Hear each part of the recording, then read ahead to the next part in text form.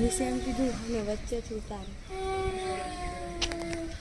હે ભગવાન, હે ભગવાન, મને બચાવો, મને બચાવી લ્યો. આ દુનિયામાં મારો નાશ થતા અટકાવો. હે માનવજાત, મને બચાવી લે, મને બચાવી લે. તમે બધા મને ઓળખો છો કે નહીં? અરે, હું આટલું બધું રડી રહ્યું છું, એના પરથી તમે મને ઓળખી ન શક્યા? અરે ભાઈ, હું પુસ્તક છું, પુસ્તક. એક લાચાર પુસ્તક, એક નિરાધાર પુસ્તક અને એક વિચારું પુસ્તક. હું એવું પુસ્તક છું જે મરવા જઈ રહ્યું છું. મારો નાશ થવાની અણી પર છે. હા, આ સત્ય છે. પુસ્તકો નાશ પામી રહ્યા છે. જ્ઞાનના ભંડાર રૂપી પુસ્તકો નાશ પામી રહ્યા છે. આજના આ ટેકનોલોજી અને વિજ્ઞાનના યુગે મારો ભોગ લઈ લીધો છે. વર્ષો પહેલાની એક વાત કહું.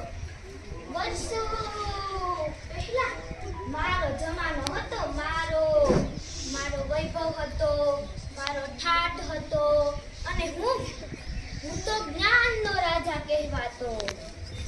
દરેક જગ્યાએ મારી બોલબાલા હતી. દરેક ઘરમાં મારું સ્થાન હતું, જાણે કે ઘરનો એક સભ્ય. પણ કહેવાય છે ને કે દરેક સમય સારો નથી હોતો. મારોય જમાનો હતો, પણ એ સમય પછી શું થયું ખબર છે? પછી તો મારી બરબાદીની શરૂઆત થવા લાગી. મારો નાશ કરવાના કાર્યમાં સૌપ્રથમ ફાળો નોંધાવ્યો ટેલિવિઝને. તો એટલું જ કહીશ કે ટીવી આવ્યા બાદ હું સાવ બિચારું ન બની ગયું હતું. મને ઘણા લોકો વાંચતા હતા અને મારા જ્ઞાનનો ઉપયોગ કરતા હતા. પણ મારા અસ્તિત્વની ઘોર ખોદી આ મોબાઈલ અને ઇન્ટરનેટે.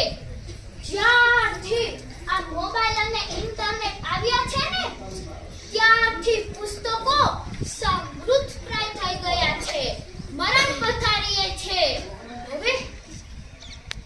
હવે તો પુસ્તકો કોઈ વાંચતુંય નથી. વાંચતું તો શું, પણ નવા ખરીદતું પણ નથી.